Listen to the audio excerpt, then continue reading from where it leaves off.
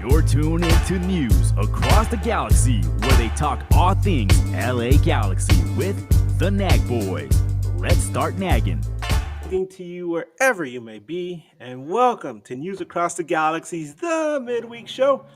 This weekend, the MLS Cup playoffs are back.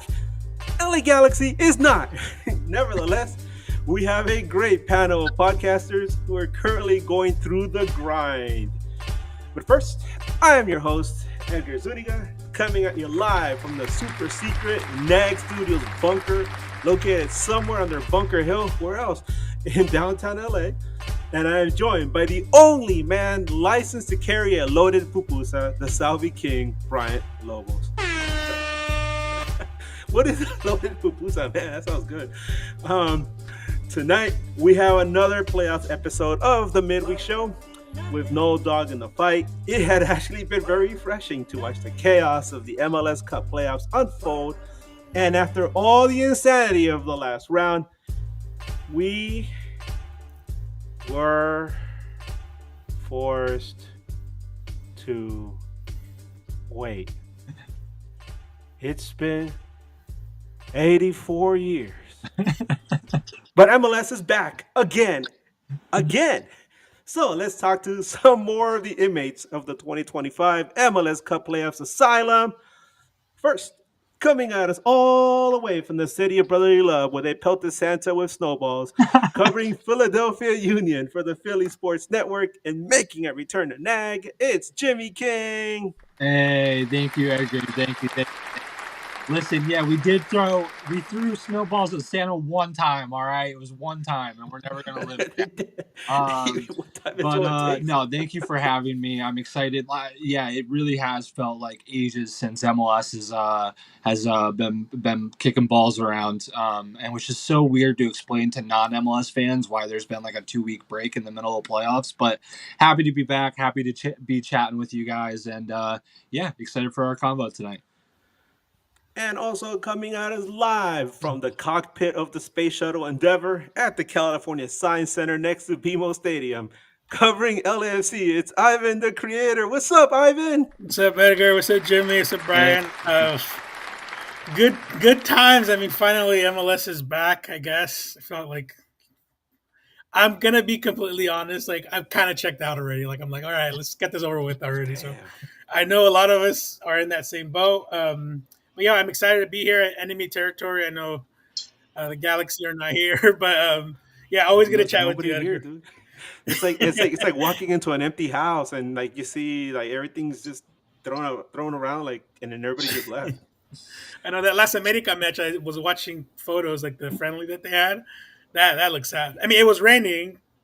Yeah. Granted, but I mean, well, we got to get used to that rain, though, right? Because something changed in MLS this week. And finally, coming at us from Vice City, covering Inter Miami CF. Please raise a cold one and give a warm welcome to one of the hosts of the Battered Herons podcast. I got a Gatorade. Sorry for being late. Our show, my co-host had bad internet, so it ran a little late. Appreciate it. And I don't blame Ivan. I think this 2-week break is brutal. It kind of kills all the mojo. I was really hyped to finally get to a one and done type of game because that 3-game series really annoys me. But I don't know, that 2-week break. And then on top of that, we got players getting injured. Yes. Which is really brutal. Man, what a big loss for them. Cincy just had somebody go down also. Really? Oh, I didn't hear about that one. I've been like buried in work all week. But in the last time we had a playoff show, we were talking to some of the other fellas covering Minnesota, LAFC. I'm sorry, Vancouver, and FC Cincinnati, and we joked like, "Hey, I wonder what's going to happen during this long layover, right? Hopefully nobody gets hurt. It could be anything from playing in a friendly, playing in a World Cup qualifier to, I slipped and fell on some ice, But yeah, I guess it happened, and we'll see how this affects the playoffs going forward. But gentlemen, thank you. Welcome. Thank you so much for joining us today. Like I told the fellas some 2 weeks ago, As Shakespeare once wrote, uneasy lies the head that wears a crown. You have seen what winning an MLS Cup does to a club. Are you sure you really want this burden upon your heads? Ivan, you know what that's like. Danny and Jimmy haven't felt that yet, but it is like as soon as you win that MLS Cup, MLS Cup's knocking on your door, and it's like time to pay the tax. Damn. No, but LAFC didn't suffer after that win. No. Yeah, we did. Almost half the team left. I mean, more than half the team left. Chicho went. Yeah, they still made the final the next year somehow. I don't know. That's like miraculous. Got to give Dolo some credit, right? And Edgar, I don't think anybody's crashed out like you guys had this year. Like I think that's nobody's that's ever like crashed historic. out like this, dude. This is like unprecedented, man. It's insane. It'd be like, well, I don't know. I was gonna say the Dodgers crashing out, but they have like an open wallet, so it doesn't matter with them. But no, I don't think I've ever seen this to this extent in professional sports as I've been watching at least. But we're not here to talk about the Galaxy. We're here to talk about MLS and you guys. But the biggest reason we're all waiting right now, right, for that long 2 weeks is because the MLS playoff system is so weird. It's so broken. Ivan and I were chatting about this. God, it feels like a month ago now, right? Where you're like, "Hey, Edgar, how long have we had that first round with 3 games, right?" And it was since Messi joined the league, right? And we all remember what it was like when it was one and done, right? It feels like March Madness, where every game counts, every minute counts. You can't just sit there and be like, "Oh, I'm gonna rest this fella for like the third match or whatever." No, it's there's a lot of intensity in these matches, and whether you win or lose, you feel it, and then you're like, "Damn, I want some more," right? But this past week, everything's been flipped around completely. I'm sure we've all talked about it or discussed it at some point in detail, but we're all here right now. Let's talk about the MLS schedule change because a lot of people that, like at work have been asking me, "Hey, what's going on?" And I'm like, "Well, let me explain it to you." And they're like, "But why did they do it?" And I'm like, "Well, to align with the European calendar, but why?" I'm like, "Well, I don't know. I mean, it's kind of difficult to explain because there's a lot of other like little details that go into it. But just before I hand it off to you guys, let me share with you a conversation I had with Dave Johnson. Dave Johnson, if you guys don't know, MLS legend. He's the voice of DC United, also the voice of the Washington Wizards. And him and I were having a conversation about it via text.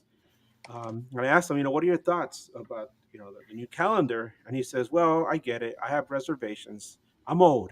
And I grew up with the original NASL, which made sure to have their soccer bowl before the NFL started. He goes, we believe the fan to be competitive, but unlike the leagues we want to compete with, we don't bring a lot of money in from TV revenue. And he says, I worry it will benefit the coaches and acquisition of players, but attendance might take a hit, which is how we buy the players. Who wants to take first stab at this? Yeah, I mean, I'm interested to hear everyone else's perspective as like, the guy being from the Northeast. I think, and a lot of teams have, and their fans have shared this, this kind of sentiment. But even with like the break from mid-December to mid-February, I'm interested to see like how playing what looks like it's going to be at least a few more games in colder weather is going to affect fans showing up, and it seems like the teams are going to try their best to schedule their home games in warmer months for those teams that are in less optimal places for the weather. But I'm interested to see from the other two guys here who are LA and Miami fans, if you see it as an opposite, like do you see it as or even do you see having to play your games at home in a certain time of year and not in a certain another time of year because the northern teams have to play their home games then or whatever. Have you guys had any? Are your fans bringing up any of those types of concerns? Because from Union's perspective, it's mostly just the addition of more cold weather games. That's Yeah, no, I the think only. for Go ahead, go ahead, Go ahead, Ivan. Go Ivan. ahead. no, yeah, no. I mean, for us, like I can see this from. I mean, nothing's official, right? Nothing like there's been speculation about divisions or like, but nothing's been said. I think what I I think for some of us, like LAFC fans, when we're speaking for myself, is that we want new rivalries. I think the Vancouvers or Salt Lake, like there's just nothing there. So hopefully, like being able, maybe if you're placed with like another division from another part of the country, like something will spark up, right? And maybe like you'll see like an LAFC Miami be put in a division together, right? And then that rivalry can grow. Or I don't know. I'm just kind of putting it out there, but I also think that this really is heavily reliant on the TV structure. Um, I think a lot of us that follow MLS, with the Apple TV deal, especially like people that speak Spanish, they're not watching Apple TV. So if they figure out a way to create something that is more accessible to watch, I don't think it'll matter like attendance rates and stuff because obviously you can't drive in the cold. But for me, it doesn't really affect. I think the breaks are kind of odd, but I would want like I don't know like exactly what the changes are going to look like. Right? They just kind of threw it out there, but they don't really explain it. Yeah. By the way, Uh, LFC and Inter Miami like in the same division is kind of wild there. That's no, like I imagine think the. Go ahead. But like the NFL, travel. really too. Yeah. No, I think the divisions are going to be regional. It'll be like a Southwest, That'd be so boring. Southeast. I think what I think is interesting, and I know we're not talking about the divisions, but just real quick, what I think is interesting about the divisions is that the way that I've heard the rumors that it might Mm. be is that it's a division of six, five divisions of six, and that way you play those five teams twice a year, and then you play every other team in the league once, which I absolutely love being able to play every team in the season in the league, which because I understand that there's still some disparity there when you say like, oh, but this team played like an easier five opponents twice. So I get that it's not going to be completely equal, but for those people that say like, how can you claim a supporter shield when you didn't play every team in the league? You get closer to that. You won't get there exactly, but I love that's a possibility now. And it also makes the division rivals a little more special, right? Like in the NFL. In the NFL, why is it so special when you have a division rival? Because there's only one or three teams that you play twice a year. Everybody else you play once. So it kind of gives you that like, okay, well, this is the only team we're going to see twice this year, or the couple teams. So I think it helps with the rivalry aspect. As far as the calendar goes, I love the calendar. And I hated it when it was presented to me. And I was arguing with everybody up until the day that they finally announced it. And when I saw the layout, you know what? I kind of like it. I like that it would start in July. I think the fact that they're not starting it in August, right when NFL season is about to kick off with the preseason games, you're starting it in July. The season technically ends at the end of May, maybe even the first week of June. I think you're getting more MLS because how long is that off season going to be? What, 4 5 weeks? Like you're going to have like a 3 week break after the final game, and then you're going to be in training camp, and you're going to have all the rumors for the offseason players acquisitions. So in that aspect, I like it. When it comes to starting in February, people are saying, "Oh, we're not playing games in January." In February, everybody's saying, "Oh, it's cold." We play in February right now. I looked, and usually we start the week after the Super Bowl. The Super Bowl starts in 2027. It's on Valentine's Day. The year after, or is it the 13th, and the year after is on Valentine's Day. Either or.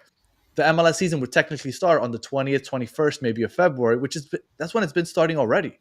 So nothing changes in the aspect of February. Where the change is that you're removing the June and July games from cold weather cities like Philly, Montreal, Chicago, and you're placing them, the warm weather in the June and July, and you're moving them to November, December, which I think sucks for the northern teams. But that is the only change that I see is significant that people are complaining about. But as far as the transfer window goes, I think it's great. When do you sell your players? Usually sell them in the summertime. Oh, I think the opposite, man. Okay. Oh, really? Okay. Yeah, because like I think, for example, if you're a player, let's say a young U22, and beginning of the year, if they're giving you options, MLS is going to be like the seventh option, right?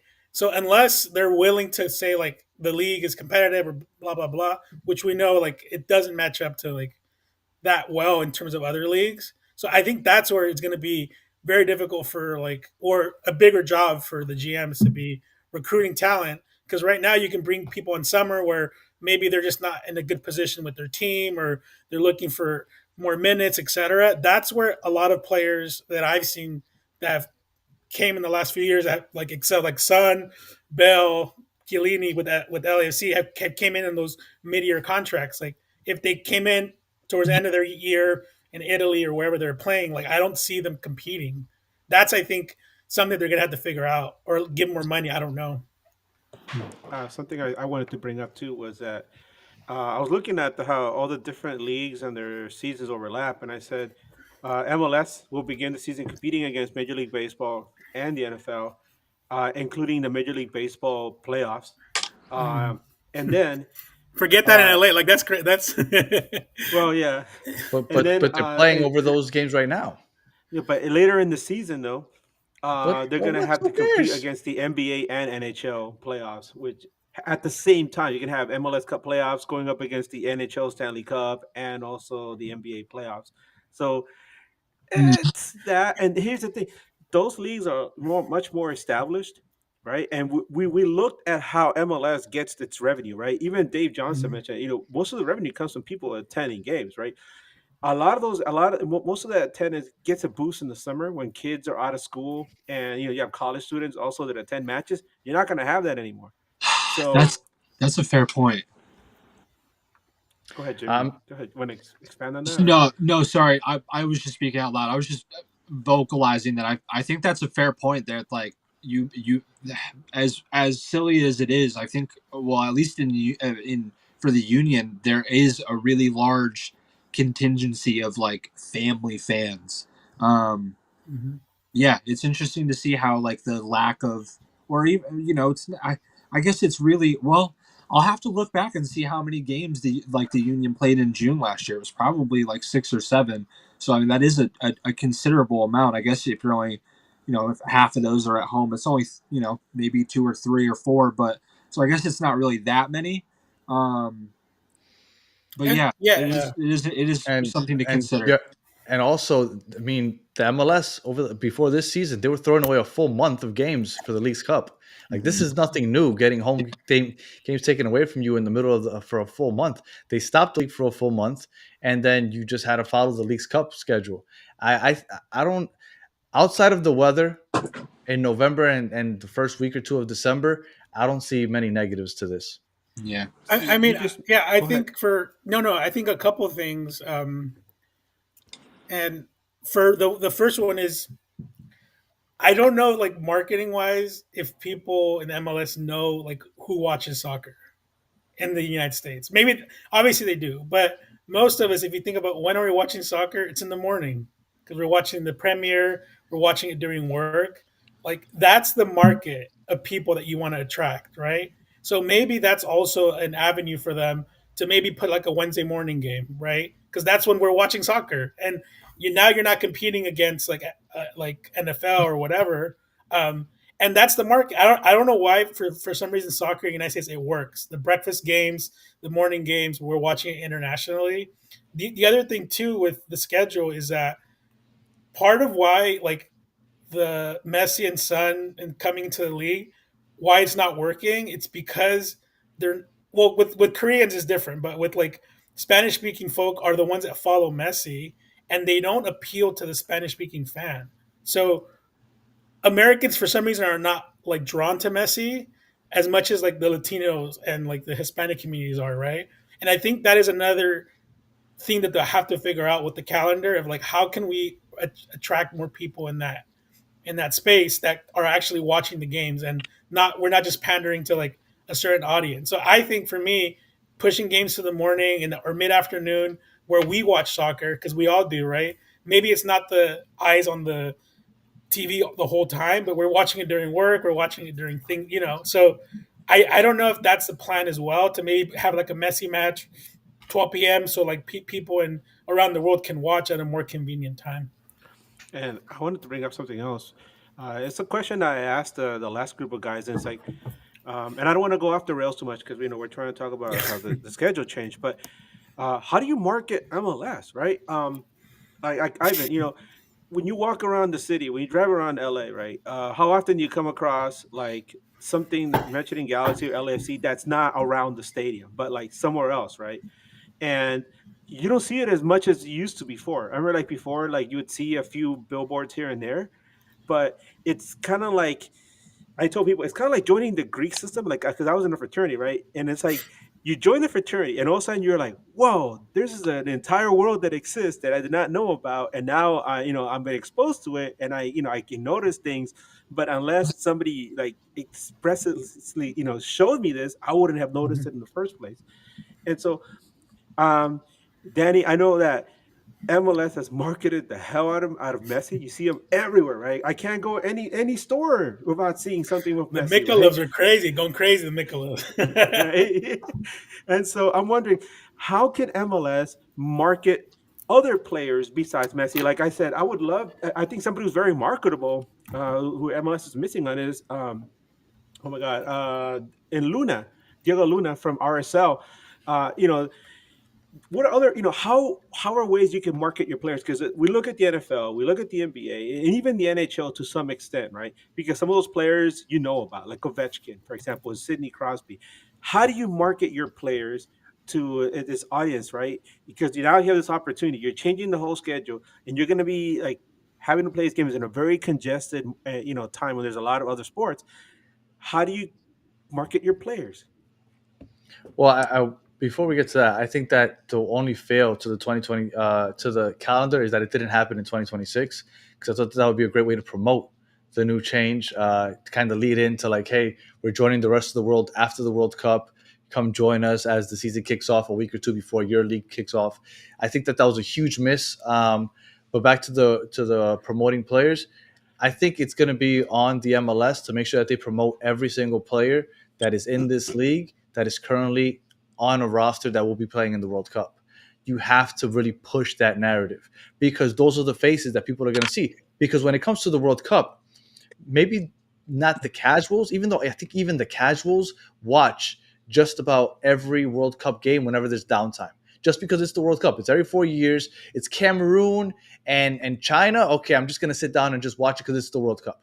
So make sure that you promote every single face that is aligned with an MLS team, because those are the players that are playing in our league. So I think that is the biggest reason. The 2026 needs to be a huge push internationally for the international faces that you can see here in the United States.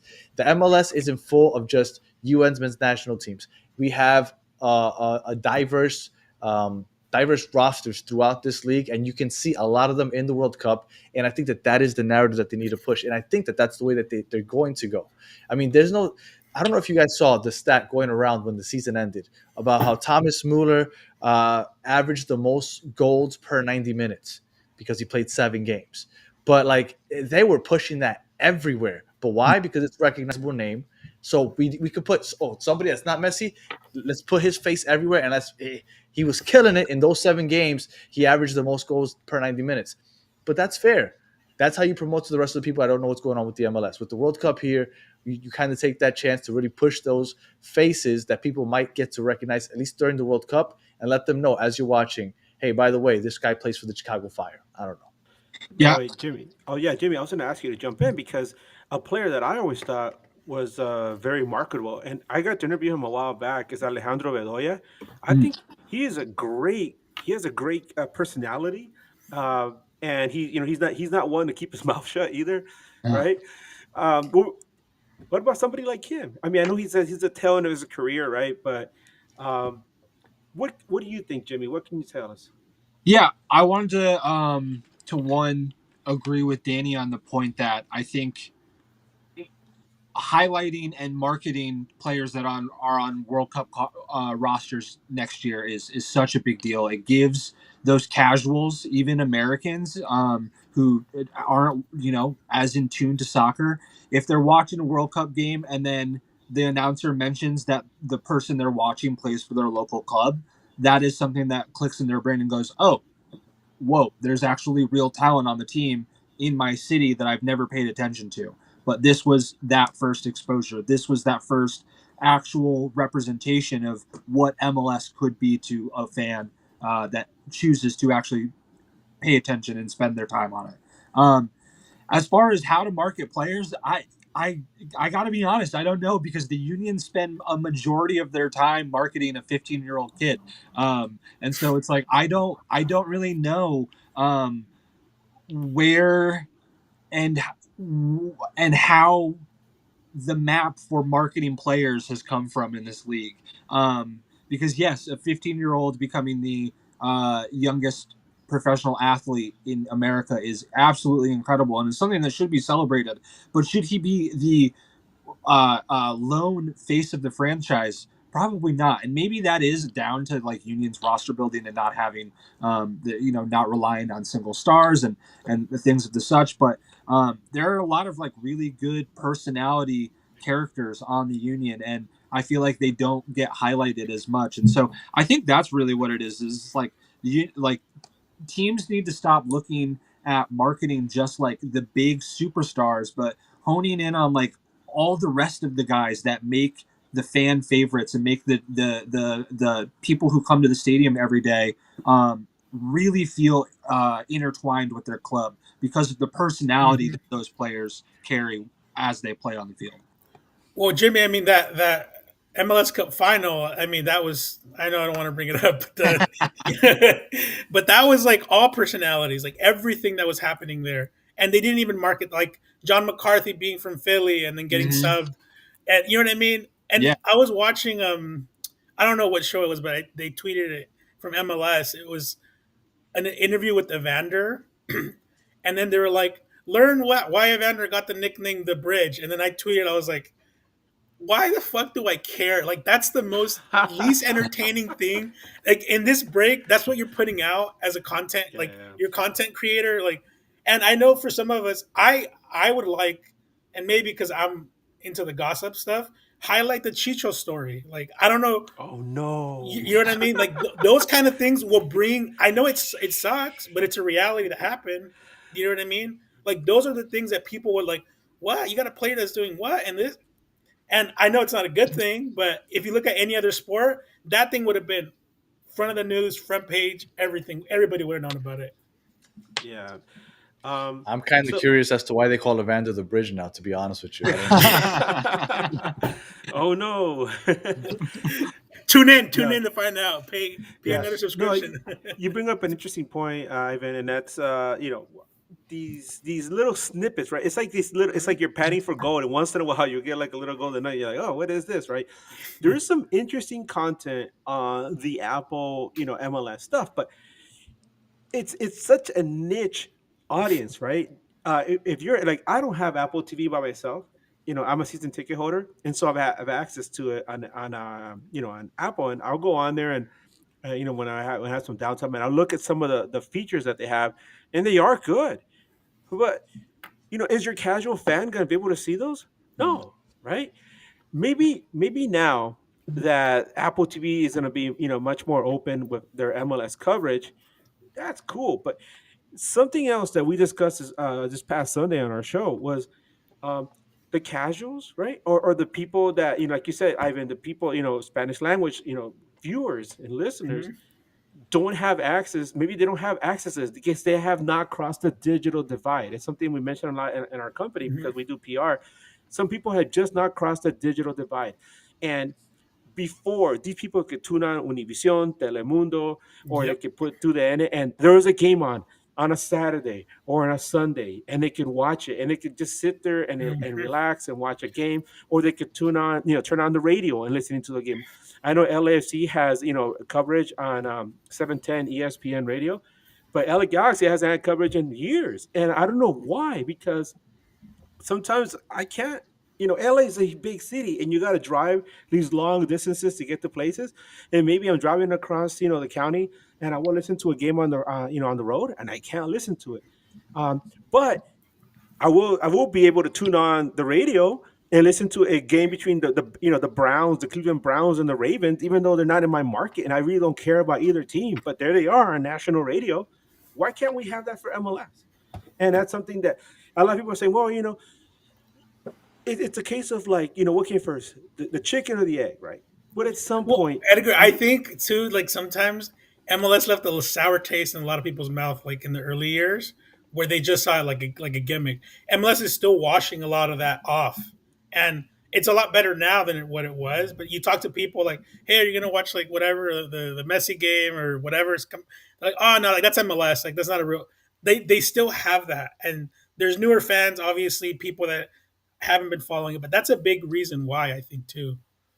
And yeah, no, I the, no, I the know. calendar changes. Yeah. No, I understand what you're saying because this is a quick little like metaphor or comparison. I grew up watching. I grew up watching Godzilla movies when I was a kid. And I love Godzilla, but when I try to introduce people to Godzilla, the Godzilla they remember is like the one who was like doing all kinds of silly, stupid things in the '70s, right? And when you look deeper into the Godzilla catalog, it's a really dark film, the original one, right? It's like got some serious tones, and it took a lot to take that silly Godzilla out of people's Hmm. minds into like a much more serious, destructive force of nature that is presented now. With MLS, like you said, a lot of people got that first exposure, especially after World Cup '94, and they're like, "The hell is this?" Right? Because it wasn't presented as the world's game. It was a very Americanized, dumbed down version, and it took a while for MLS to finally fix that. But by that point, you lost those people on the outer fringes. Got to get them back, right? Well, let's move on to another topic I wanted to bring up also because uh, it has playoff teams, right? How many teams get into the playoffs right now? It's like what, Danny? How many is it? 19 teams or something like that. 18. Uh, and so one of the things that I don't know if you saw this, we were discussing this in our group chat was um, trim it down to 8 teams. If it's going to be single table, make those games count. Well, it's 20 teams, right? Because it's 16, and then the four that make it from the wild card, No, Yeah, because the that's two right? winners, because crazy. the two teams that win make up the 16. But isn't that considered playoffs still? Because I remember Austin was posting Yeah, like we made playoffs, but they made wild card. yeah, because the Yeah, top nine make it, and the eight Oh, and got it, nine got it, got it, got fight it, to got it, got it. be who the number eight is.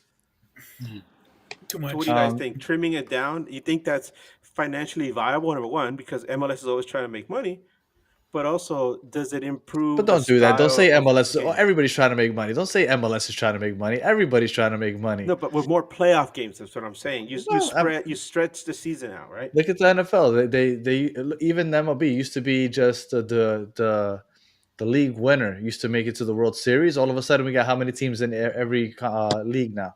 We're adding wild cards left and right. In the NFL, they got rid of one bye, right? Only the first seed gets the bye because they needed to add an extra team. Everybody's trying to make money, so it's not just the MLS. But I do think that they should cut it down a bit. I think the play-in is a little excessive, but I don't think they should cut it down to 8 because I think that with 30 teams and only 8, I think that would be a bit drastic of a change because you'd be cutting it down by 10 teams. But I do think that they should look into maybe getting it down to under half. It's 30, so put it at 14 with a couple buys. I'd be okay with that. But I don't think it'll go lower than that.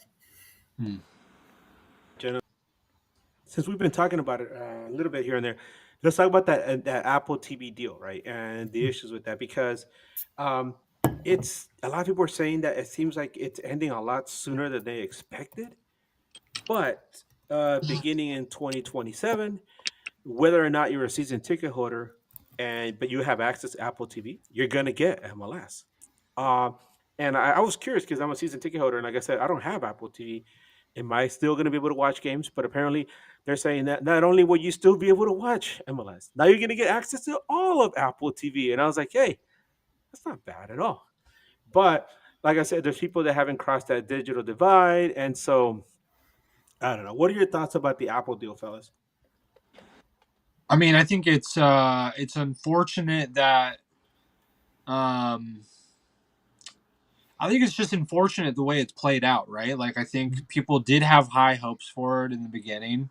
And then quickly I think kind of the holes in the plan and the structure of Apple TV and how it would hinder new and casual fans from being able to tune in. I think that those sorts of things crept on a lot quicker than the league kind of hoped. I thought that I think they probably hoped that that they could get by for a couple more years, grow the league after the World Cup, and then have to worry about how to keep casuals kind of in tune and actually buying the subscription. But I do think that on the opposite, I do think that it's good that they're going to be opening it up for more casual fans to be able to happen upon games.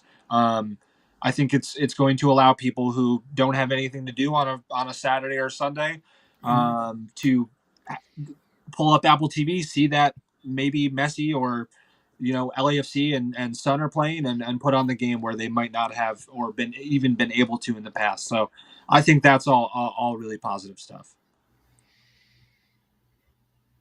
Danny, I can see the wheels turning. What are you thinking, man? No, I like that they did it. I feel like it should have been like this from the start. But a lot of people hate on the Apple deal. I love that I know where the games are going to be.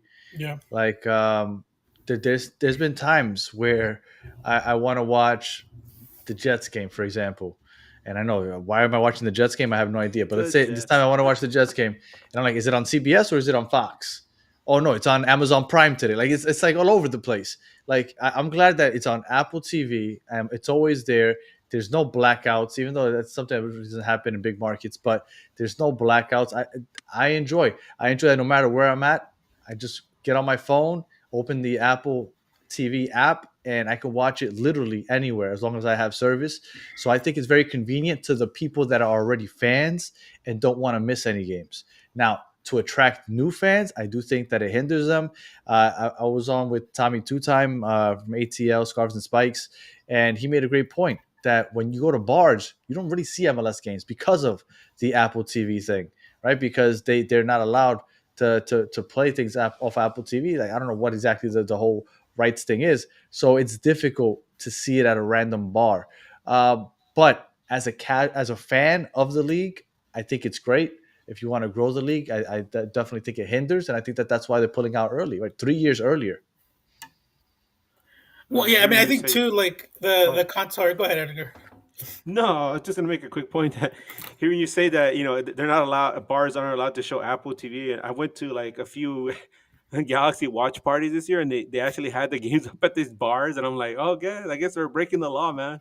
Anyway, go ahead. Well, they have to pay. They have the rights, but they have to pay for it. And I remember I was at a bar one time, and they were playing the game, and then they're like, "Oh, they cut us off because they noticed that we were a business, so they couldn't stream the game on Apple, and it was only on Apple." Anyways, but I think with the MLS deal, I mean, I kind of agree with like Edgar.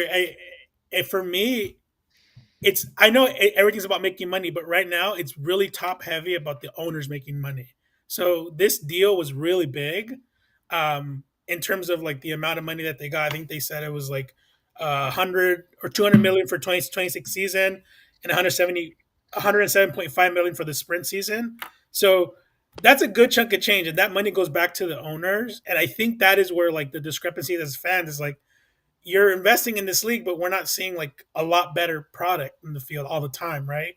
And I think MLS is way better in person than on TV. Like if you go to experience a game in MLS, it's, I don't know, like 10 times better, 20 times better in person than it is on TV, on your app, or watching on your phone or whatever.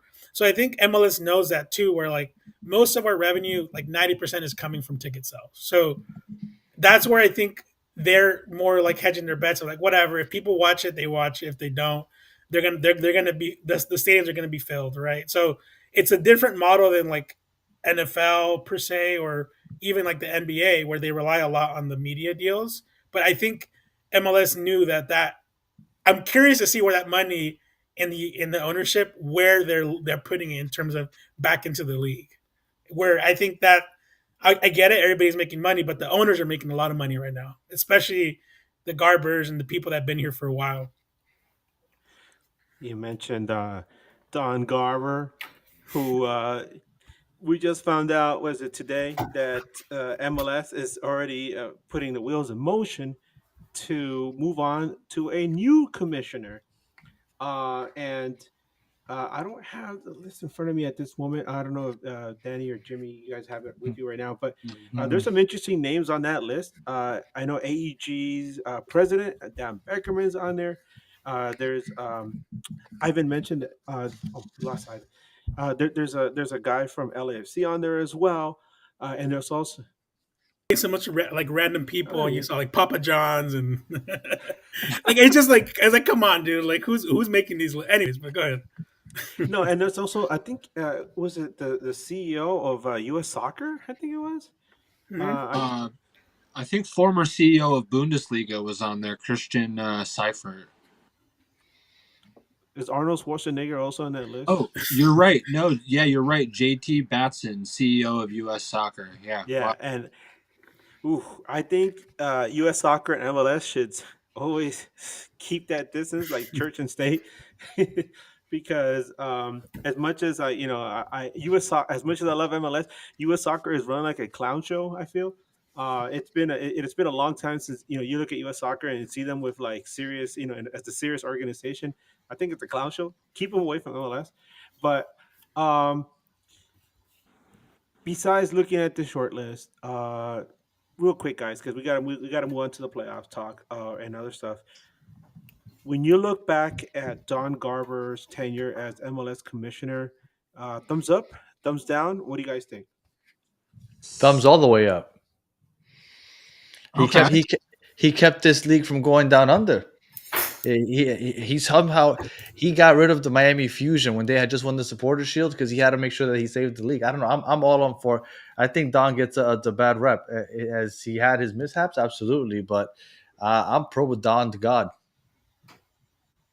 Yeah, I think I know this wasn't an option, but I'm gonna put my thumb in the middle. I think that you've raised a good point. I think he has done a lot of good things for the league to keep them stable, keep them afloat, and they have continuously, like, the league has grown. That is a Yeah, fact. Do I think at the same time that it could be a good time to move on? yeah, I think that's also, like, you could also make really strong points for that. So I'm going to put my absolutely. thumb in the middle if that's like an acceptable thing to do. I think this league is in a different place. I definitely do think they need a new face for sure. Mm-hmm. Ivan, what do you think? I mean, I haven't been following the league just from what I know now. Like, I think it's been growing, and a lot of people that for like talking a lot about Spanish speaking communities, they're following MLS differently now than they did before. Before it was like, oh, I'm gonna watch El Pescadito. He's from Guatemala. I'm gonna watch, El Chucky because he's from or whatever. But now people are actually following teams. I think the biggest shift in culture that I saw was that I saw somebody at a wedding with the LAFC jersey. Like, if you know Mexican weddings, like that's kind of like a trope where they'll always wear a soccer jersey of their Mexican team. That was, to me, I was like, oh damn, like it's getting bigger. You know what I mean? But anyways, I think that to me, Don Garber is like he propelled that, but I think he relied a lot on these stars to make up for like his downfalls, which I get it. It's part of why he was successful, but he relied a lot on the Beckhams and the Messis of the world. But I think now it's not so much like top heavy in that end because you got Son, you got Mueller, to a certain extent, you got a couple others that are like Chucky and stuff like that. But yeah, I mean, I think he did what he had to do, and the main thing for me right now is like continue with the Spanish speaking like audience. I think that would be like, to me, he's tried and failed a lot in that sense. Yeah, and the one, I mean, I haven't always been the biggest Don Garber fan, but the one thing I will give him credit for, he's been very bullish with the league. He's been pushing for Mhm. things when some of the commissioners are just they kind of sit back and let the league run itself, and you just step in to make an executive decision here and there. He's actually been, he hasn't shied away from being the face of the league, and he stepped in there and made some very um, big decisions to try to either attract attention to the league or make the league a lot more noticeable in a very crowded American market. So, but we'll see. I mean, there's some big shoes to fill for whoever steps in next. So you kind of wonder what direction the league is going to take with whoever steps in there. But please, dear God, keep U.S. soccer away from MLS. We don't need that chicanery or clown show. Now, let's move on to a more serious topic, and this is where Jimmy, I'm going to bring you forward. Um, we came out today. Philadelphia Union Sporting Director Ernst Tanner built a powerhouse with Philadelphia Union. It's a team that's a perennial contender. Well, he is now facing allegations of sexist, racist, and homophobic behavior. If you haven't seen it yet, there's an article on The Guardian. It's very damning. It's I mean, I'm sure we all know somebody who's very toxic like this in behavior. But my God, Jimmy, you've actually interacted with him, and I know that there's some things you can or cannot say. But can you give us some insight into what's going on down in Philly? Yeah, well, I think first off, if you haven't read Pablo Maurer at the Guardian's article on the matter, you should. It's very well put together. He seems to have done his homework and talked to a lot of people, and I think he's done his best to lay out the info that the sources have given to him, and the facts, what facts he was able to find. And so I'm going to just kind of run over kind of the timeline of events here. I'm going to try to not include much like commentary or opinion on the matter, because I think at this point I think people are allowed to have their own opinions on the matter, and I think with where it is right now, I think um, it's probably best for most people to let it play out and to see how things go before you kind of stick your neck out and say anything on it. But regardless, kind of go over the time frame of events here, or at least the articles and the statements that have come out in the last 36 hours here. So Pablo Maurer came out with the article, as you said, racist, homophobic, and some kind of like inappropriate touching allegations, as well as just kind of some general intimidation and power hungry type of behavior. Is kind of what's accused, and these accusations are coming from 17 different sources, and a lot of these accusations were put in a report that was given to the league and investigated by the union, and the union from their investigation was not able to corroborate pretty much anything that was accused of him. But some of the things that were accused of him were yelling at a referee, "Why don't you kiss him, you homophobic word there." He made allegedly made multiple misogynistic comments, including saying women don't belong in men's soccer, and about a referee telling academy players that they should never worry about a referee unless it's a woman. He spoke about black players like they were subhuman, and suggested that black referees lacked intelligence and capability.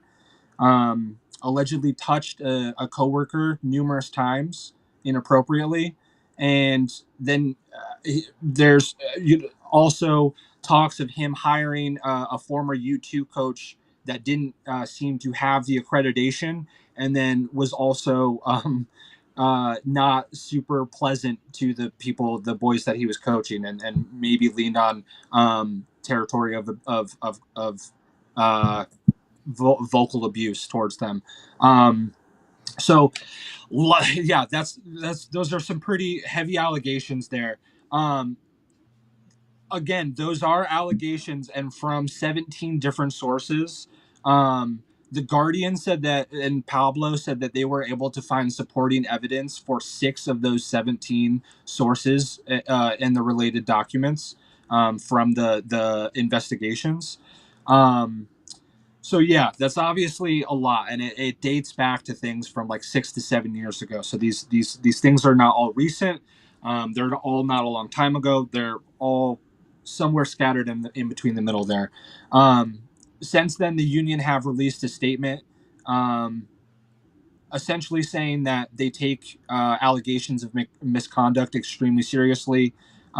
Ernst Tanner will be placed on administrative leave while they reopen the investigation, or the league reopens the investigation that the union have already done. And the union are going to fully cooperate with the league on this reopened investigation. To conclude their statement, they said, throughout this process, our top priority remains the well being of our players, fans, staff, and community. Um, Ernst Tanner has then made a statement. I guess probably maybe it was probably his attorney on his behalf, but um, his statement says, I continue to firmly deny these accusations. My priority is the team, the employees, and the Philadelphia Union community, particularly at this important time when the team has the opportunity to continue to excel in the playoffs. I will cooperate fully with the league's investigation, and I work to clear my good name and reputation. Um, so that's pretty much where we stand right now. There's a lot of really heavy allegations towards Ernst Tanner that date back multiple years.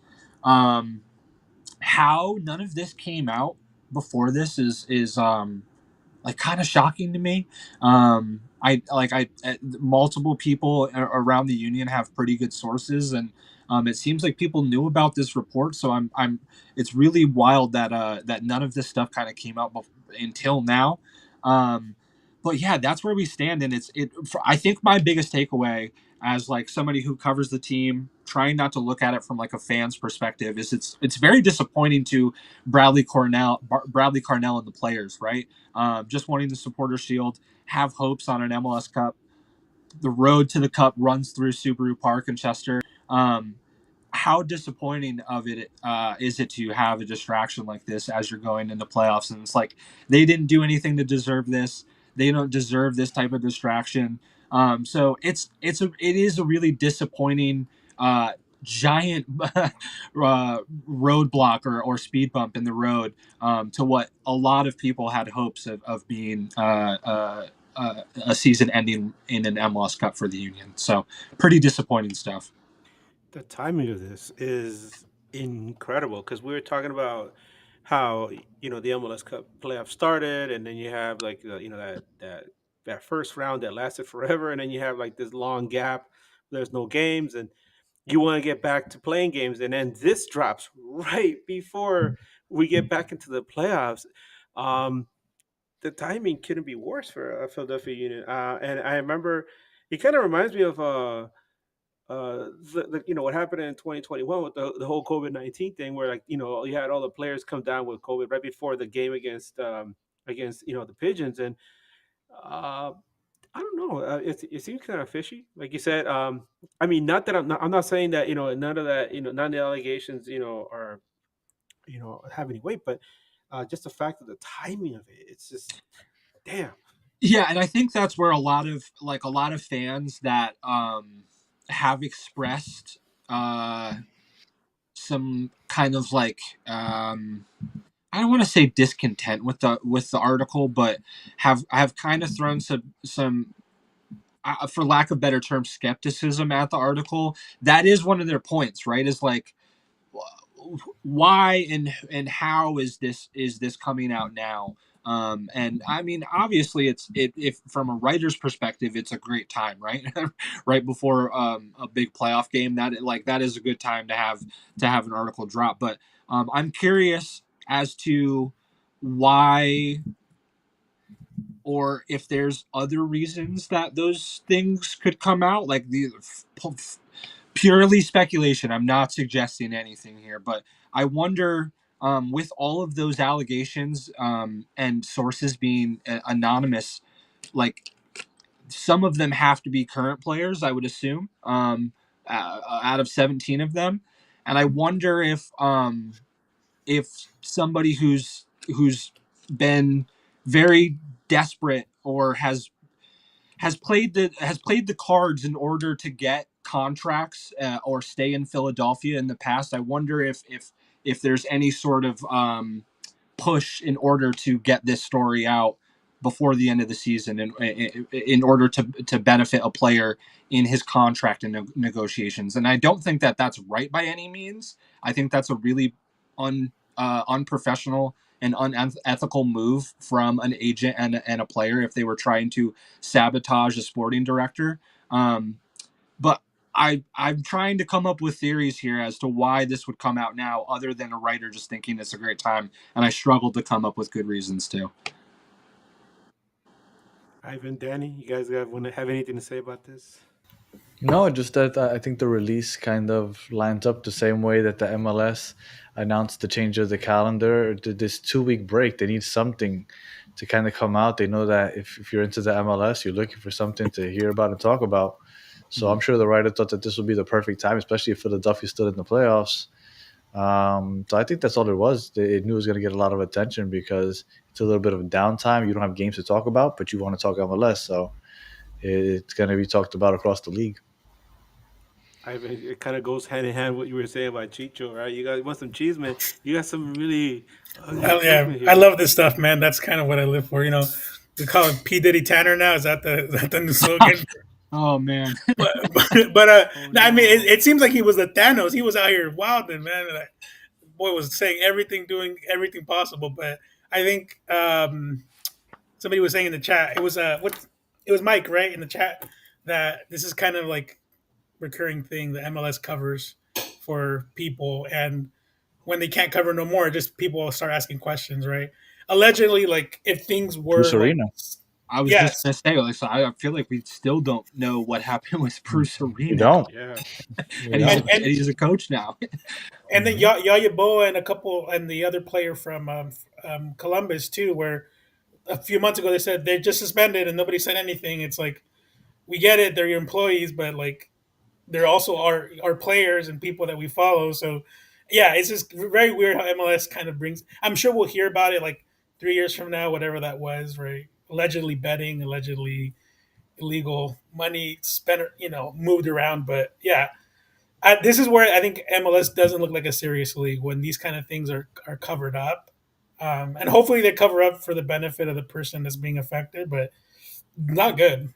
Yeah, and it's especially not good because like I don't really pay attention to what the dynamic between other teams' GMs and kind of the fans are. But Ernst seems to have like a more front facing kind of relationship than a lot of the other GMs. He's like walking around the halls all the time. He's at academy games. He's like yelling at academy games. And so it's yeah, in that article, one of the people kind of alluded to the fact that like he it seemed their account was that it seems that he feels like can he's really like untouchable and can kind of do whatever he wants. And um yeah, I don't know if that is how people feel at the club. That's unfortunate to have someone at your really high up at the club that feels that way. But yeah, I think we just have to let it play out. And like I said, I think the biggest bummer for me is the players and the coaches, right? Like the fans are still going to show up and support, but yeah, Or the I victims too, wonder how like that people that puts he a was wrench in the harassing. locker room. Yeah, like people he was harassing, or anyone that like felt uncomfortable to go to work and stuff. Like, yeah, that's like the real thing. Like that's the true, and you'll never know who it was. Hopefully, to protect her, but like I'm sure people were like dreading going to work or being around this guy. That's what it seems like. Yeah. Yeah. One thing I was also going to say is we've seen with Major League Soccer with the Save the Crew campaign and the Klein Out campaign and some other campaigns that are driven by supporters that once supporters rally around a subject like this, they will protest until the team does something. So if nothing happens after all this, I'm sure the Sons of Ben and other Philly supporters are going to still make a lot of noise because I just saw the statement that was put out by Sons of Ben, and you could see that they're very adamant about how they stand against this, all these allegations. So, um, interesting times for Philly as we head, into this playoff weekend, and as much as I would love to talk more about this, but we need to move on into the actual playoffs, guys, because Está sabroso el listen, chisme. Está sabroso el chisme. it's spicy cheese, man. Jesus, you wonder how these people ever get into these positions like this. But then we look at who's in the White House, and you're like, oh, okay, Now, guys, okay, let's get into the playoffs. I don't even know who to choose first because everybody has something interesting going on, right? Um, I guess let's go with Ivan because Ivan, one of the biggest splash signings of this year was Son coming to LAFC. I remember we were discussing it. We're like, hey, it's gonna happen. You're like, oh, I don't know if it's gonna happen. Yeah, it's gonna happen. I don't know if it's gonna happen. And then it happened. You're like, oh my god, right? Um, for the longest time, you were telling me about how this team is so dependent on Boanga getting the ball and just Boanga being the focal point of the offense.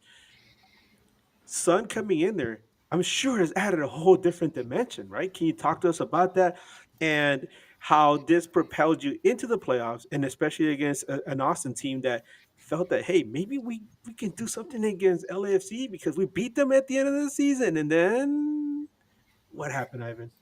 Yeah, no, it's been a crazy like shift. I think if LAFC go or they're as far as they're at right now, and if they go any further, it's because of Sun and no one else. I think he's brought in a new type of crowd too at the stadium. Like I love like my Mexican people and stuff, but like now you're bringing in like a whole nother vibe to any arena.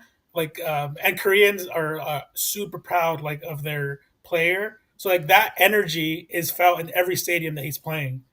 People that go visit and tell me like, yeah, it's all Sun fans. So Vancouver, they said that they sold out, and I'm almost positive is mostly going to be Korean and Sun fans. So the other piece of that too is that nobody brings up, but LAFC brought Jailson from Celta de Vigo. He to me is a wild card. He's an amazing midfielder that's gonna like transform. He can play center back. He can play center defense. He can also play like amazing passes. And I feel like LAFC have kind of like soft launched him, and that's going to be a killer for the playoffs. And as you know, depth is what wins you games in MLS. So Sun, obviously, threat, great player, and everything. Boanga, we all know, right? But to me, it's Jailson going to be like, and the other player too. He's from Ireland, which they just qualified for the World Cup. It's Moran, or I forgot how to pronounce it. People in Ireland speak different than English in us, but he's going to be another one where he's a 10, like a center attacking midfielder, winger type of player, very very good with the ball. And those are the two players that nobody in MLS talks about, but to me that they're going to be the wild card for this series, and pretty much as far as we're going to get is because of those players. And my God, we have such a tasty game right there. It's LAFC with Son and Boanga leading the charge against a Vancouver team Oh, that, I'm not worried about Vancouver at all. Actually, it's going to be pretty well, easy. Ivan, I remember we had you on the MLS show last year, and you said that you weren't worried about Seattle. So I don't know. oh no. I mean, it's my team. I follow them. I never worry about anything. Like I always say, we're gonna win 3-0. Like that's always my tune. Well, And yeah, I know you had the Vancouver guys on last week, but yeah, I think it's gonna be an easy game for LAFC. Well, let's open it up to the other guys too, because we got a Vancouver team that, for the longest time, I've always said it feels like they're always on the verge of something bigger. I know, like in 2011, 2012, it seemed like they had pretty solid teams, and they ran into an LA Galaxy team that was just loaded.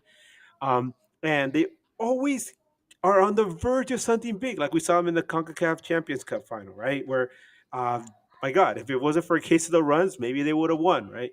Yeah, it rhymes. But this is a team that was already pretty good, right? They have Brian White, Ryan Gaul. They have a solid team, all with Takaoka at goalie, and then here comes Thomas Mueller, right? And all of a sudden, these guys are getting a lot of attention in a market that's starved for success. They're not going to get it from the Vancouver Canucks, a team that ever since the LA Kings knocked the hell out of them in the playoffs in 2012, they've never been the same. Um, and so they're hungry for something. They haven't won a championship since the 70s when the original Whitecaps won at the old soccer ball. So they have this huge swell coming in. LAFC, Sun versus Buller. LAFC, Daniel, I know, I'm sure you know Ivan. He covers LAFC. He told me, I feel like this would be an MLS Cup final right there. I know Danny's like, what the heck? What about No, I us, think that man? that would be great. I think that would be great because those two teams are the hottest two teams. I think. Well, since Sun arrived, I think LAFC has been on fire, and Vancouver all season's been great. And I think that that's another thing that I like about just bringing it back to what we were talking about earlier. But when they bring it down to a single table and the five divisions, the fact that you could possibly see a Vancouver LAFC MLS Cup final if they're not separating it between East and West, and I think that's really cool. The possibility of a Hell is Real MLS Cup final, I think those are things that are really juicy and things that I look forward to. With the new setup in the divisions and the conferences and all that other stuff.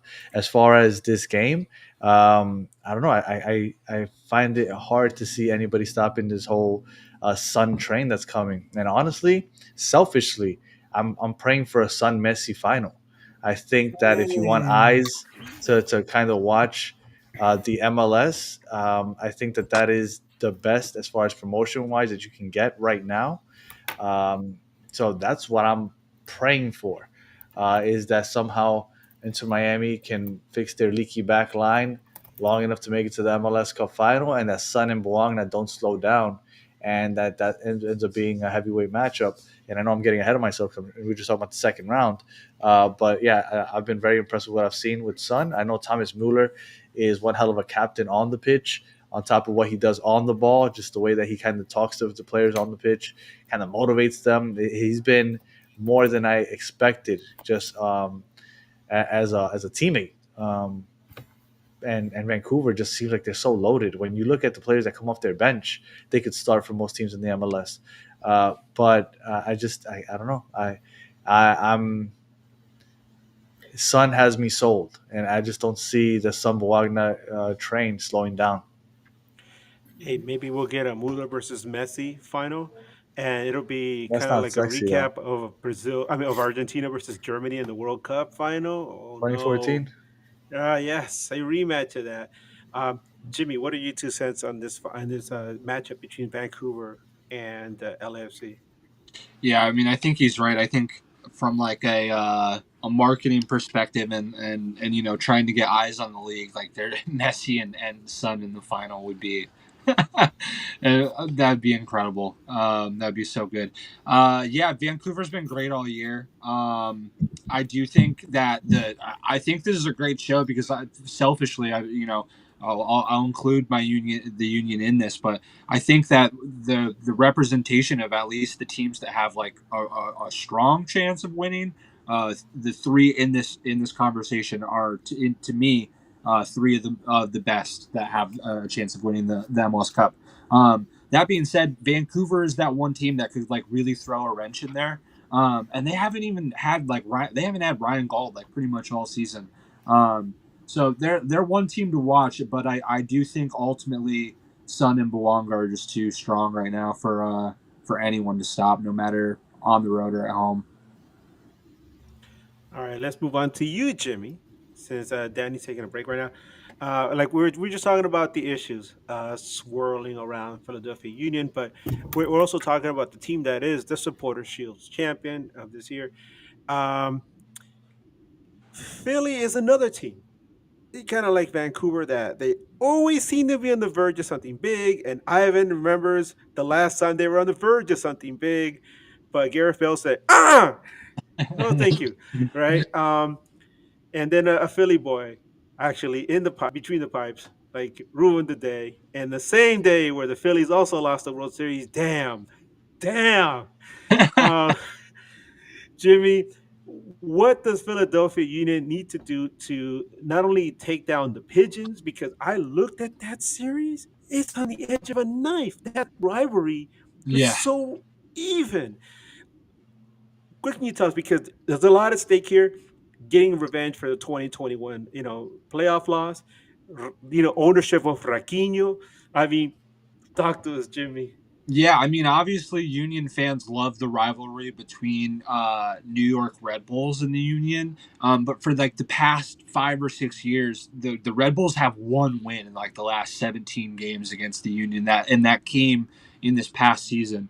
Um, so that's as terms in terms of like a heated rivalry. Red Bull and Union aren't necessarily there so much. It kind of feels like picking on your younger brother almost for Union fans. But in regards to NYFC, it is much more heated. There's lots of skirmishes. Fans will remember El Brujo, Jose Martinez giving the double birds to the NYFC traveling fans after a win at Subaru Park a couple years ago. They obviously NYCFC came into Subaru Park in the Eastern Conference Finals when Union were COVID stricken, and that was on NYC's trip to hosting MLS Cup. Union, of course, come back the year later, and they earn a trip to the MLS Cup by beating NYCFC in the Eastern Conference Finals. So there is a lot of recent history between these teams, and I'm excited for another edition of it. I think it's a massive blow that Alonso Martinez is not going to be available for NYC, and I think that plays into Union's hands quite a bit. But anything can happen, and Union have shown um, a little bit of the ability to kind of let teams back into games, as we saw with in the first game against Chicago, giving up a late 2-goal lead. So yeah, I think the Union are going to have to be on their game. Luckily, they are mostly healthy minus Quinn Sullivan, who's out for the rest of the season. But players like Danley John Jock, who's been instrumental in the midfield, he just qualified for the World Cup with Haiti, so he's going to be coming back to the team, energized and full of confidence. So, yeah, I like what the Union have done so far this year. Bradley Carnell has kept them all on the same page and kept them sane, and singing the same song, and so hopefully they can get over this speed bump that was thrown their way this week with the allegations against Ernst Tanner, and kind of get on the field and just get the job done against NYCFC and move on. Ivan, what are your thoughts on this series? Because, like I said, um, these two teams, as you look at their history, it's pretty even. And so when we brought it up last week, everybody was like, I don't know, flip a coin. This is so close to call. What's your take, Ivan?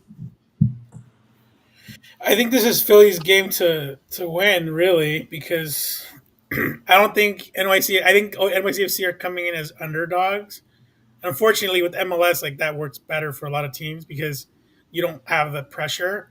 Um, I really like Nico Fernandez, though. Like, I know he came in later in the season for NYCFC. I'm not sure, but I like how he moves the ball. He's good with like moving when he doesn't have the ball. I don't know what the ambitions are for like NYCFC right now because it's kind of like they have a new stadium coming up and they're probably going to get something going on for next year and the following. But for me, Philly, it's like now or never too. So if they don't um, succeed right now, like I think is going to be very difficult come next year with the World Cup and people trying to not get not get too injured and whatever's happening there. But and the other part too with Philly is that their fan base is good. So I don't know, man. That's like a 50-50. I had an NYCFC going on, but with the injury and this last the FIFA break, I still have NYCFC beating Philly. But I don't know if it's gonna be like 1-0, 1-1 penalty type of thing. I think that's the fate. Yeah, the Union are exceptionally good at home, especially Mhm. in playoffs. But two things that kind of play into NYFC's hands. Um, One, the Union clinched the Shield at home against NYCFC. Just like I mean, in terms of game weeks, it should only be a couple weeks ago, but on calendar weeks, it feels like a couple months ago now. But Years ago. clearly, NYFC are going to want revenge from allowing that to happen. The other thing is that another former Union Academy player, Matt Freese, is in the pipes for NYFC, and I feel like he was so close to stealing that game in the Supporter Shield clinching game. And I could see him coming into this game and just absolutely standing on his head and just annoying all the chances that the Union put on net. And so yeah, I don't know. I think it's going to be a toss up, but ultimately, I do think Union will edge it out. Danny, let's say Inter Miami gets past FC Cincinnati. Who would you rather face, Philadelphia Union or the Pigeons? Oh, and YCFC just because we get to host. Mm. Yeah, yeah. That, that's Who do you really think has it. the edge heading into this game, though? Because I mean, when you look at all the Well, stuff that's going on right now, I was with Ivan. I was gonna go the underdog route when the when NYCFC was full healthy. I think the loss of Quinn Sullivan. I don't think people talk about it enough. I Oh yeah. think people don't give him enough credit for what he did this year for the Union. I think that it kind of goes kind of unnoticed. Maybe people in Philadelphia talk about it more, but around the league, people don't talk about Quinn Sullivan. They talk about Gavin more than they talk about Quinn Sullivan, and Quinn Sullivan's actually contributing to Union success. So once he went down, um, I wasn't as confident in Philadelphia, and I thought that NYCFC was coming on at the right time. Alonso Martinez has a knack for getting in the back of the net, and I think that this is a little bit of karma for 2021, honestly. So now NYC kind of gets that international break, just I think it ruined them. I know Nico Fernandez is great, but I think that the loss of Alonso Martinez is going to be too big. I think NYCFC might play for a draw and try to win in PKs. Is honestly what I think is going to happen. And I think in PKs, like Jimmy said, Matt Freeze might win the game for them. So if NYCFC can get it to PKs, I'm going to go NYCFC. But if the Philadelphia Union can do what I think they will, I think they can somehow finish it in regulation, and that'll be the game. Yeah, I think Danny. I think part of the reason why the loss of Quinn Sullivan has been not talked about as much as it probably would is like the addition of Milan Alaski has been. I mean, like that has been one of the better signings that we've talked a lot about him, but Ernst Tanner smashed it with that signing. The dude was crushing it with San Diego earlier this year. Contract negotiations, for whatever reason, fell apart. He left, was thinking about quitting soccer, and came to the Union and has been absolutely crushing it. I think he's got man, I think to end the season he had like 6 or 7 goal contributions in his last 7 games. So that certainly helped Yeah, quiet or mute the noise of the loss but that Quinn Sullivan would have made. well, and I'm not talking so much about the loss. I'm talking about throughout the season Yeah, because no. I predicted Philadelphia would be top 4. Mhm. I never thought that they would be Supporter Shield winners. That I would never say a lie, but I did think that they would be top 4. I thought people underrated them. I thought they had a great attack last year, Mhm. and I think Quinn Sullivan was underrated throughout the season because people wouldn't talk about him. If Yeah. they were talking about MVP, they'd bring up Baribo. I was like, Quinn Sullivan does a lot of the stuff that doesn't show up on the stat sheet that people aren't paying attention to. Yeah, But absolutely. I think you're right on that. I think Baribo, while he has been great at times, scores a lot of goals. Like most of his goals are like bunches. one touch in front of the net. Great service to him. And he's gone cold in the last couple games, minus having the brace against Chicago to Yeah. clinch in the last game. But before that, I think he had gone like 7 or 8 games without scoring. So I'll stop talking about the Union. Let Danny take the floor, talk about Miami. yeah, Danny, you're up next, Danny, and let me bring up something that came up in our conversation last week. We had Jeff Tebbets on from Cincy Soccer Talk, and he's really high on FC Cincinnati right now. He feels like FC Cincinnati just slayed one of their dragons, right? And Columbus Crew, they literally went through, through hell to get to this point, and now here they come with, the challenge of the GOAT, right? And Messi is heading over there to TQL, and during the week, he actually sent me a message saying that locally there was like one of the radio stations, I mean, one of the TV stations was saying, "Hey, this is your opportunity to watch Messi play against FC Cincinnati." And he was like, "What And the hell's Cincinnati. wrong with you guys?" He's like, "You should be putting, be putting FC Cincinnati on the front foot instead of, giving opportunity to watch Messi." So, this is where a lot of times people bring up like, yeah, okay, you have the Messi effect, right? But you also have to promote your team. You could say, watch FC Cincinnati take on one of the greatest players that ever lived, and then but then instead you got to drop you got to name drop him and everything. But in the end, you have a big opponent in FC Cincinnati. And I think this is another big match. People talk about Vancouver versus LAFC. I think it's a really big one. FC Cincinnati is a team that's looking for they kind of have, to me, my opinion is they kind of have like that little brother syndrome where they've been under the shadow of Columbus for so long, and now they got out from under them, and they're like, we want some respect, show some respect. And here comes Inter Miami, which, Danny, I know a lot of Miami fans, they love Messi. They love Miami, right? But from the outside looking in, I feel like a lot of MLS fans look at what's going on in Miami and they're like, hey, you guys are getting a lot of attention. You haven't done that much. Yeah, you won the Leagues Cup, but are you guys going to win the big one at some point? This is an opportunity for both teams to get a measure of respect. What can you tell us about that, Danny? Well, I mean, if Miami loses, it's going to be an absolute disaster. I can tell you that. We're going to be hearing it from 29 other fan bases immediately after that final whistle blows. I think that the Messi experiment, all from the outside, I think it will look like a failure. Now, a lot of Miami fans will feel that way also, but there are a lot of Miami fans, myself included, that have enjoyed being able to watch him play. Never thought that I'd be able to see that on a weekly basis. We ended up winning a supporter shield, ended up having the best record, the third or fourth best record this season. Like, it's been fun. They've fallen short of the ultimate goal, which is win the MLS Cup or the Champions Cup. But it will be a disaster if they lose. Now, just getting into the Cincinnati game itself, one of the worries was Miami was going to play at home and they were going to have to go to Cincinnati, but the game is conveniently at 5 in the afternoon. I think that the MLS is trying to help Miami out by not making them play in colder weather, because if it was at 8 o'clock, I'm sure that those 3 hours difference would become a lot colder, especially towards the end of that second half. Randomly, we are not in prime time for the first time. I'm not hating it, but I thought that was interesting.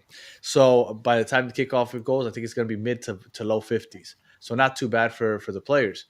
I also think that Miami has an advantage when it comes to Evander, because Evander's coming off of a really poor showing in that Columbus series. All it took was for them to mark him with two players, and he was basically taken out of the series. Now, I think that we have Rodrigo De Paul, which we've been waiting for him to kind of show his worth. I think that this is his opportunity, and I think that they can kind of frustrate him.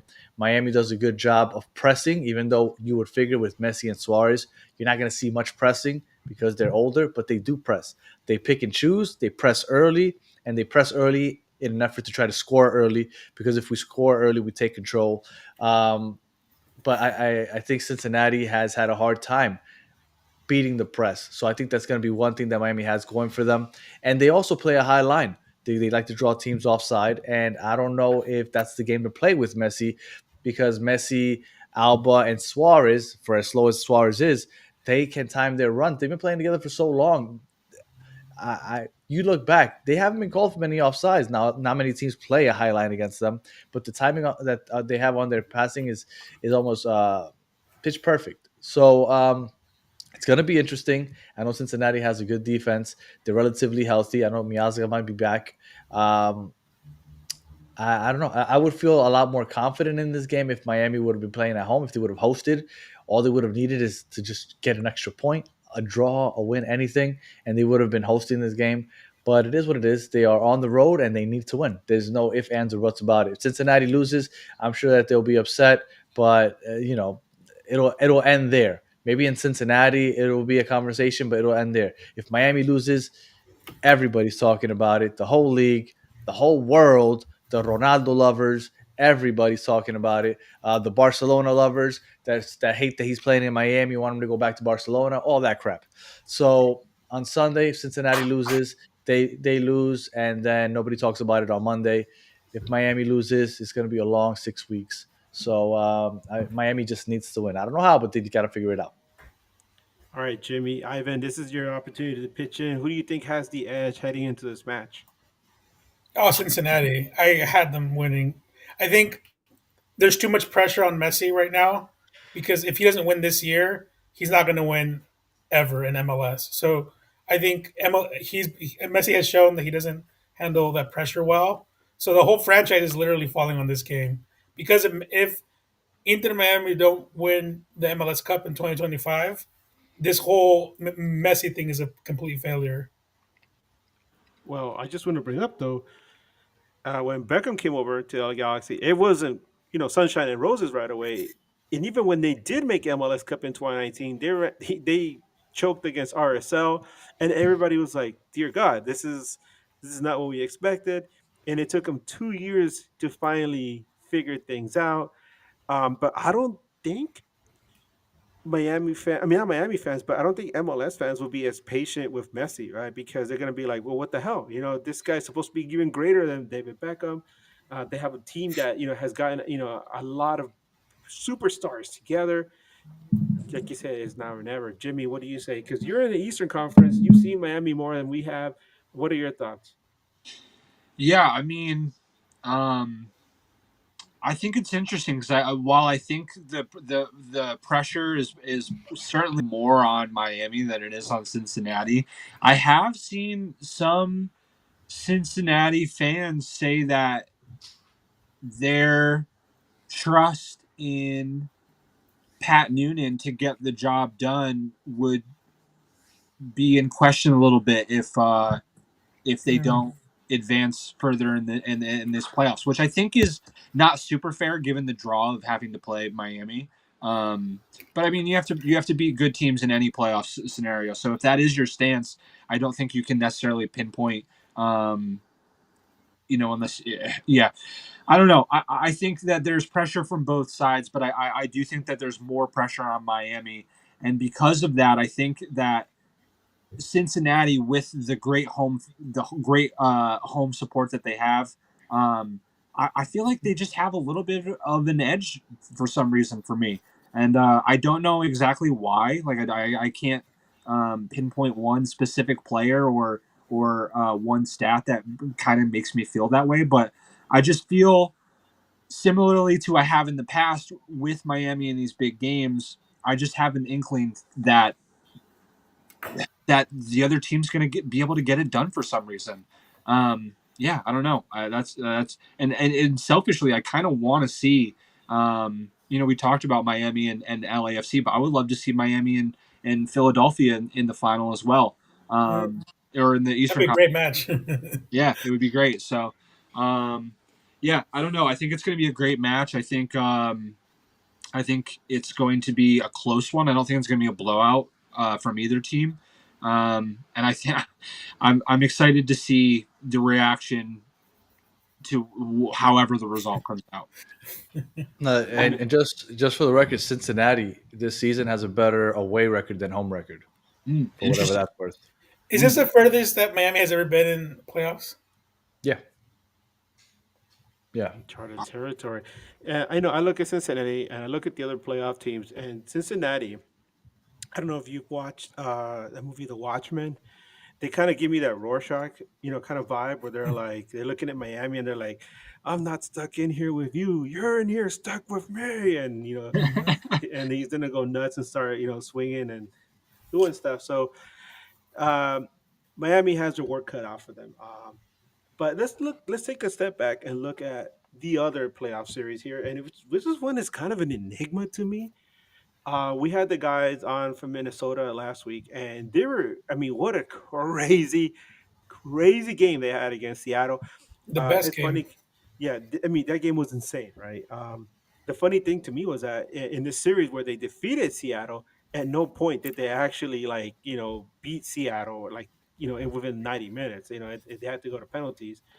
Um, but Minnesota slayed their dragon. This is a team I think they had only ever beaten twice, ever. And the ghost of the 2020 Western Conference final was still hanging over them. And they slayed Seattle, a team that has haunted that Western Conference forever. But then they're going up against San Diego FC. And Ivan, I know, we've talked about them before. We've seen Galaxy and LAFC and even San Jose go up against them. And you think to yourself, like, are they for real? I mean, how far can they go? Ivan, I'll have you a first crack at this one. No, I mean, to me, that San Diego LAFC is going to be the most violent rivalry. I've already seen crazy things. Like good and bad. I think that, take it, but to me that's been the most like hostile rivalry in this league. Selfishly, I want San Diego to pass so we can beat them at home and embarrass them. So, not I don't think they have it to win the whole thing. I think they have it to get to the Western Conference final. But Minnesota can definitely be that dark horse. But I don't see Minnesota. I don't know that one to me. It's San Diego has a big edge. Right now, their biggest, I guess the Horcrux is Chucky. He's literally holding that team back. So, if San Diego gets through the final, the Western Conference final, LAFC San Diego, watch Twitter because you're gonna see some crazy things with that match. So, I hope that's the case. That matchup will be good. By the way, San Diego's not a particularly good home team. They found most of their success on the road, which is kind of an enigma in MLS. But Their they'll pitch be at home sucks. for this The one. Snapdragon sucks. The pitch Yeah. too. It's a really And bad fit. guys, we have a super chat. And let me put a pin on that one until we talk about San Diego, Minnesota, real quick. Jimmy, Daniel, one of you guys, I know you guys are out in the Western Conference, but San Diego must look really like a fascinating team, right? Because they came out of nowhere. They've been taking numbers down the entire season. Yeah, every time I keep saying like, oh, San Diego will come back down to earth eventually, and they haven't. Right? They've just been continued to be really, really, really good. Um, I think for me, they have the edge over Minnesota. Um, Although I'm reading right now an article that looks like it came out today that says that maybe it says Chucky Lozano came out in the 44th minute of the match between El Tri and Uruguay on Saturday. And then Anders Dreyer also missed the Danish team's World Cup qualifying game with an undisclosed illness. Oof, that was big. Yeah. So hopefully, if it's just an illness, hopefully he can make it back. And I feel like as long as it's as long as he's not puking or whatever, it's not a serious illness. I feel like he's going to play for a playoff game if he can. But you would think the same thing for a World Cup qualifying game too. So who knows how serious it actually is? But those would be massive, massive, massive misses. Other than that, if they have even if just Dreyer is available, I think it goes to San Diego for me. Danny, what do you think about San Diego, man? Because I echo everything Jimmy said. I was expecting. I didn't expect them to finish first in the West. I thought they would end up fourth. I thought eventually LAFC, Minnesota, and I'm blanking on the other team. But I thought that they would end up in fourth in the West. In Vancouver, thank you. I thought they would end up in fourth in in the West. They never did. I thought that they might get eliminated in the first round, to be honest with you. And they keep shutting me up, so I can't keep going against them because I think that would be dumb. Now, if anything that Jimmy just said comes to fruition, and any of those two, even though I think Chucky's overrated, but if Dreyer ends up being out for the game, that's a big loss. I thought he was the top 3 MVP in the league. No, absolutely. Top 2, I would say probably top, if not top 1. I have to echo what Ivan said regarding Chucky Lozano. I mean, at the beginning, he was the face of the team, right? Mm-hmm. But he is the face. If you go to San Diego, it's all everything is Chucky, everything. What I was going to say though was that as the season progressed, the quality of Dreyer was the one that rose to the top, and now you have him. He should have been one of the he could have been a viable candidate for MVP, right? Mm-hmm. I think you could take out Chucky, and this team will still be pretty solid. But you take out Dreyer, and now you're ripping their heart out. This is a I team agree. that depends so much on him. Whether or not he's in there, I think will have a huge influence on this match. If he's in there, obviously, I think San Diego advances. No Dreyer there. I think Minnesota could come in and have something to say in this match. So let's address the super chat real quick because we're almost running out of time here, and I don't want to keep you guys up late in the East Coast. So Adam, thank you so much for this $5 super chat. He asked a question. Hey guys, for the 3 of you, is it a failure if your teams don't make it to the conference finals this season? I think we kind of talked a little bit about that, especially with Danny, because Danny, man, you guys have so much writing on this. But Ivan, let's start with you. It's a failure for LAFC if they don't win the cup. Not making to the playoffs is nothing. Getting to the final to me doesn't mean anything. If LAFC with the Sun investment don't win MLS Cup, this is a failure of a season. Jimmy? Yeah, I mean, it's crazy how the goalposts have moved for Union fans in just like a short amount of time, right? Even like a couple months ago, nobody was talking about the fact that this team needed to win MLS Cup, but winning Supporters Shield changes that, right? And I think they are at a place now where they feel like they have the pieces and they've proven that they can beat teams in this league, especially while at home. And having every game at home, to me, that means you should be winning MLS Cup. You got to beat 3 good teams to do it, but that's the scenario you want going into playoffs, is to have all your games at home, have a relatively easier path to the Eastern Conference Finals, in consideration to the other teams, and get the job done, and hopefully tune out this noise from the allegations that came out. But so yeah, like I said, the goalposts have drastically moved from maybe hopefully we'll make the playoffs this year and maybe get a home playoff seed, to they need to win MLS Cup if they want to if they want to look at it as a full success.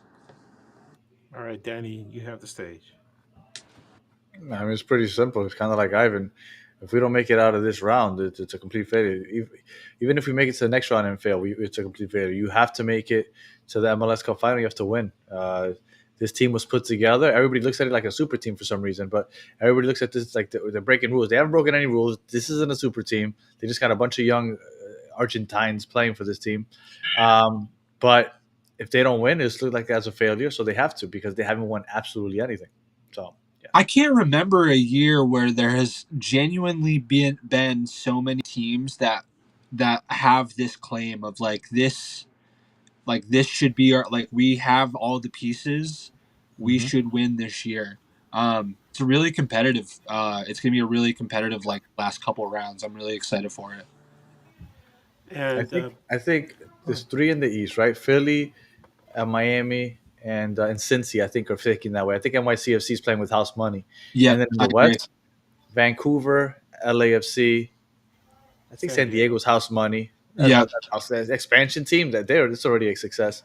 And then Minnesota, happy to be there. Yeah, Minnesota's just happy to be there. Yeah. But to have Minnesota out of the 8 teams, 5 out of 8 teams to that's a lot. Or I guess Vancouver's is they're feeling pretty good too. But at the same time, they went and got Thomas Mueller.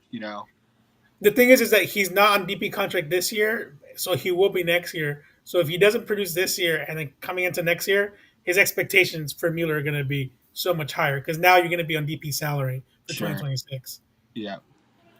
All right, guys. Before we head out, we have one quick topic I want to bring up, and that is, are you worried about your teams showing some rust as they're heading into this next round of the playoffs? We had this long wait, right? And it's something I know, Ivan, you were sorry about that. Something you were complaining about, right? Take the stage, Ivan.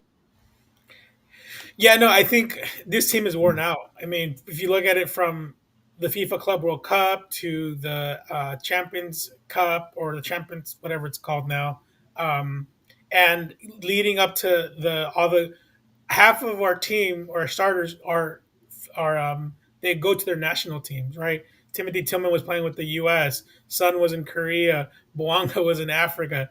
Like, I think this is why these matches for the West are going to matter so much, because with the Vancouver game and then leading to the Western Conference final, it depends on either side. This team might be out of gas, and I think that is a big concern, not only just for injuries but also for the entertainment aspect.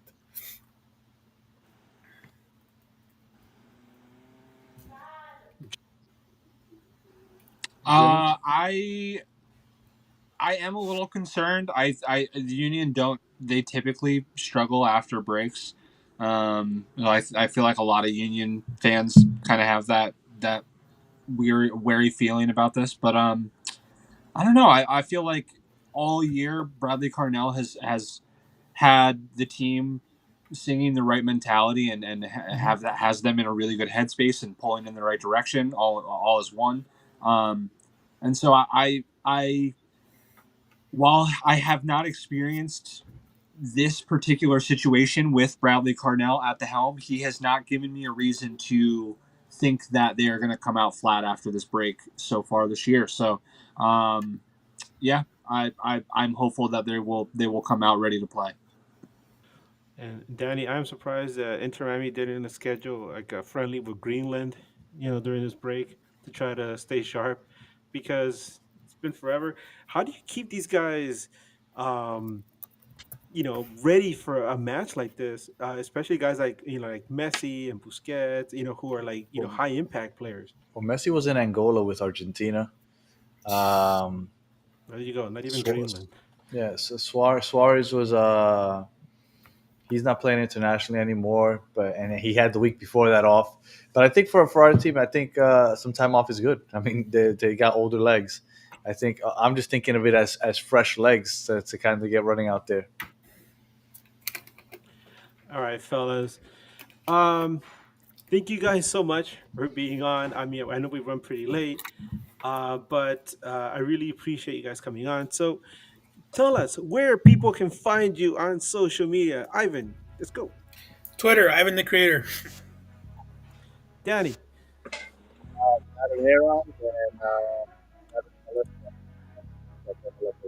your audio's a little off, Danny. Battered MLS fans and battered herons. I love your show, Jimmy. Danny. I always listen to Oh, it. I Yeah, we appreciate love it. your Thank show, you. Danny. Thank you. Jimmy, My writing is on phillysportsnetwork.com, and all my other coverage is on Twitter at JimmyKing35. and we have a super chat for you, Jimmy, real quick. Oh, shit. Adam asks, thank you so much, Adam, for the $2 super chat. He asks, will Alejandro Bedoya retire after this season? Yeah, I think it probably looks that way, and I think from what I understand, he has an agreement to take on a coaching and sort of like an advocate role for the union. So that's great. That's awesome stuff. Ale has long time been not only a union advocate in this city, but a soccer advocate in the city. So props to him and all he's done. If this is the end, I hope he gets to end it on a high note. And I can't wait to see what he does with the union whenever he does retire. Yeah, and I'm a big Ale fan. I liked him when I got to meet him way back in like 2006, 7. I forgot he was at Camp Cupcake, and it was really nice to talk to him and meet him. You could tell this guy was gonna have a big impact not only with the national team, but with MLS. And so we bid him a good farewell. Maybe he'll leave raising a cup. You never know. Yeah. So, guys, this is where I say goodnight, especially to you guys on the East Coast. Thank you so much for staying up late with us. And Danny, I know you pulled, you were doing your show and then you jumped on with us, so we really appreciate it. Of course. Ivan, thank you so much for coming on in such short notice. Jimmy, we always appreciate having you on as well. So for me and Bryant and the rest of the News Across the Galaxy crew, we thank you once again for hanging with us tonight. Everyone that joined us tonight, and anybody that's going to catch this later on streaming, I remember you can find us on YouTube and News Across the Galaxy. And remember to follow all these guys. They do a great job of covering their teams. And we really appreciate all the work you guys do and the presence that you have on social media, because we were just talking about how MLS doesn't do a very good job of marketing itself, but I feel like you guys are there at the grassroots level, and that's the thing that matters the most, because the fans that care will find you and they will hang on to you.